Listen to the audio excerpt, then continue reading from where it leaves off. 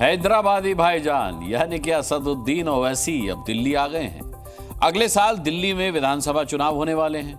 दिल्ली में कई ऐसी सीटें हैं जहां पर बड़ी मुस्लिम आबादी है, इसीलिए ओवैसी को दिल्ली में खुद के लिए बड़ी संभावनाएं दिख रही हैं। यहां भाषण देते समय ओवैसी ने जनता के इमोशन को उकसाने और भड़काने वाले सभी शब्द इस्तेमाल किए। लेकिन क्या दिल्ली की जनता पर ओवैसी के भाषण का कोई असर होगा?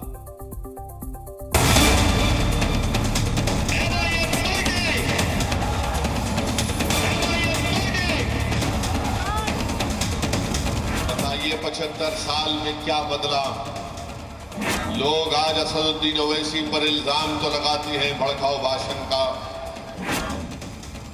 दिल्ली में ओवैसी ने वही किया जिसके लिए वो जाने जाते हैं, यानी भड़काऊ भाषण देना।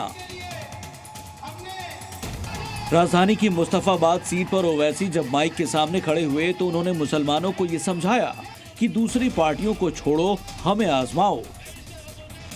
दिल्ली के विधानसभा में आप अपने इत्तेहाद की निशानी के तौर पर मजलिस के नुमाइंदों को कामयाब करो।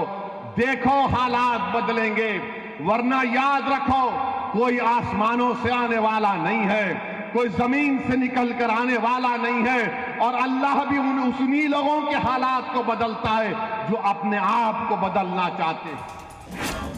ओवैसी के जोश की वजह समझिए। दिल्ली में 2025 में विधानसभा चुनाव होने वाले हैं और इस इलेक्शन में ओवैसी को अपनी पार्टी के पक्ष में अच्छा नतीजा आता दिख रहा है।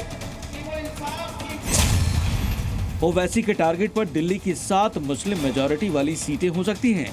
ये सीटें हैं चांदनी चौक, मटिया महल, बाबरपुर, सीलमपुर, ओखला, बल्लीमारान और मुस्तफाबाद। इन सीटों पर मुस्लिम आबादी 30% से ज्यादा है, इसलिए ओवैसी को यहां खुद के जीतने की संभावना ज्यादा दिख रही है। मुस्तफाबाद से ओवैसी ने शुरुआत की और दिल्ली दंगों के आरोपी ताहिर हुसैन को अपनी पार्टी का टिकट दिया है। ताहिर हुसैन के लिए चुनाव प्रचार की शुरुआत करते हुए ओवैसी ने मुसलमानों के पीड़ित होने का मुद्दा उठाया।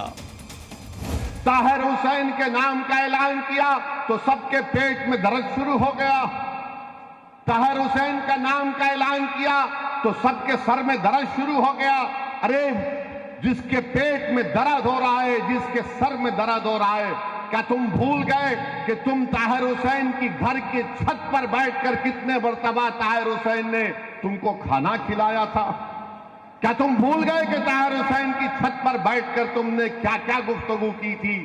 आज कोई नहीं पलटकर पूछता उस घर की तरफ। 2025 का नतीजा बदलने के लिए ओवैसी दिल्ली में उतर गए हैं। ओवैसी के आने से किन पार्टियों के वोट बैंक पर असर पड़ेगा, ये आगे बताएंगे। उससे पहले ओवैसी का वो बयान सुनिए जिसमें वो महाराष्ट्र में बीजेपी की जीत के लिए मुसलमानों को जिम्मेदार ठहराने का जवाब दे रहे हैं। अरे बताओ हरियाणा कैसे जीत गई बीजेपी? बताओ महाराष्ट्र कैसे जीत गई बीजेपी?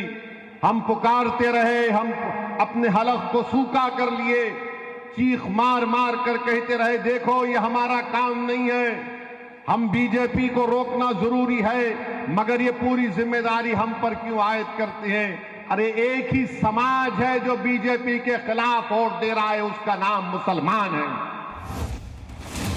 अब ओवैसी का पुराना ट्रैक रिकॉर्ड देखिए और ये समझिए कि 2025 में जब दिल्ली में वोट डाले जाएंगे तब ओवैसी क्या खेला करेंगे। इससे पहले ओवैसी ने महाराष्ट्र विधानसभा चुनाव में 17 सीटों पर चुनाव लड़ा, पर जीत उनकी पार्टी को सिर्फ एक सीट पर मिली, वो भी उस मालेगांव सेंट्रल सीट पर जहां 78% मुस्लिम वोटर हैं। ओवैसी की पार्टी खुद एक सीट जीती, लेकिन महाविकास आघाड़ी के लिए 6 सीटों पर हार पक्की कर दी। यानी ओवैसी खुद जितनी सीटें नहीं जीतते उससे ज्यादा सीटों पर मुस्लिम वोट बैंक के भरोसे रहने वाली पार्टियों की हार पक्की कर देते हैं। इसलिए दिल्ली चुनाव में ओवैसी के कूदने की खबर चुनाव लड़ने का प्लान बना रही विपक्षी पार्टियों की टेंशन बढ़ाने वाली खबर है। नरेंद्र मोदी, अमित शाह मुझ आए हैदराबाद को हराने के लिए, सब आए वहां पर, छोटे बड़े मोहब्बत नफरत की बातें करने वाले, मगर हैदराबाद की आवाम ने 3,30,000 वोट से मुझे कामयाब किया। और आप हो बोल के नारा लगा, आप भी कर सकते मेरे भाई। आप डर को निकालिए, कामयाबी आपके कदम चूमेगी। किसी मुसलमान को टिकट नहीं देती। नरेंद्र मोदी तो कह चुके हैं कि मुस्लिम औरतें ज्यादा बच्चे पैदा करती हैं। चाहे दिल्ली का चुनाव हो या इससे पहले महाराष्ट्र और यूपी का चुनाव, ओवैसी हर जगह जाकर मुस्लिम वोटरों के बीच मुस्लिम लीडरशिप की बात करते हैं।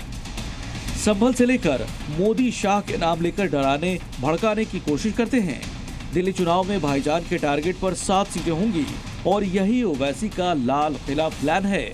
देखो, अपने बच्चों को समझाओ वरना गब्बर सिंह आ जाएगा। ब्यूरो रिपोर्ट, जी मीडिया। जी न्यूज़।